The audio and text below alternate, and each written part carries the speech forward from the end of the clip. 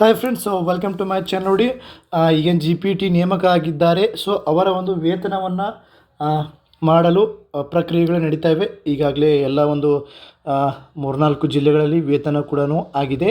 So ಇದು ಒಂದು ಬೆಳಗಾವಿ ಜಿಲ್ಲೆಗೆ ಸಂಬಂಧಿಸಿದಂಥ ಒಂದು ಏನು GPT ಶಿಕ್ಷಕರಿದ್ದಾರೆ. ಶೈಕ್ಷಣಿಕ ಜಿಲ್ಲೆ ಚಿಕ್ಕೋಡಿ ಆಗಿರ್ಬೋದು, ಬೆಳಗಾವಿ ಆಗಿರ್ಬೋದು, ಆಮೇಲೆ ಬಿಜಾಪುರ ಸುತ್ತಮುತ್ತ ಇರುವಂತಹ ಒಬ್ಬರ ಒಂದು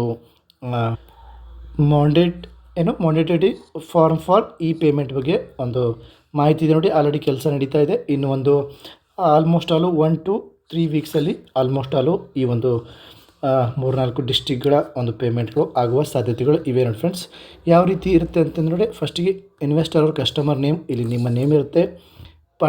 particular of bank account. So ಆಮೇಲೆ ನೇಮ್ ಆಫ್ ದ ಬ್ಯಾಂಕ್ ಇಲ್ಲಿದೆ ನೋಡಿ, state bank of India. Name of the branch ಇರುತ್ತೆ, ಫಾರ್ ಎಕ್ಸಾಂಪಲ್ ಯಾವ ಒಂದು ತಾಲೂಕಿಗೆ ಸಂಬಂಧಿಸಿದಂಥ. ಆಮೇಲೆ MICR ನಂಬರ್, IFSC ಕೋಡ್, ಆಮೇಲೆ account savings account, current account, ಅಥವಾ ಏನು ಡಿಪೆಂಡ್ಸ್ ಆನ್ ದ್ಯಾಟ್ ಅಕೌಂಟ್ ಆಗಿರುತ್ತೆ. ಬ್ಯಾಂಕ್ ಅಕೌಂಟ್ ನಂಬರ್ ಕೂಡ ಇಲ್ಲಿ ಇರುತ್ತೆ ನಿಮ್ಮದು.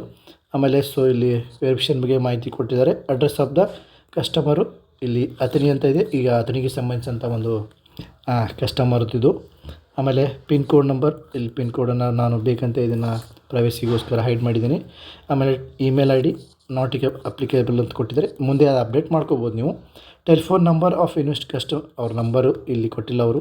Date from which mandate should be effective 18/3/2024 ಇವತ್ತರಿಂದ.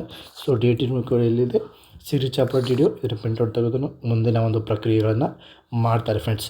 ಇದು ಏನಾದರೂ ನಿಮಗೆ ಕಳಿಸಿರ್ತಾರೆ ಫ್ರೆಂಡ್ಸ್, ಈ ಒಂದು ಮಾಹಿತಿ ನಿಮಗೆ ಪರ್ಟಿಕ್ಯುಲರಾಗಿ ಹಾಕಿರ್ತಾರೆ ಅಥವಾ ಗ್ರೂಪಲ್ಲಿ ನಿಮಗೆ ಕಳಿಸಿರ್ತಾರೆ.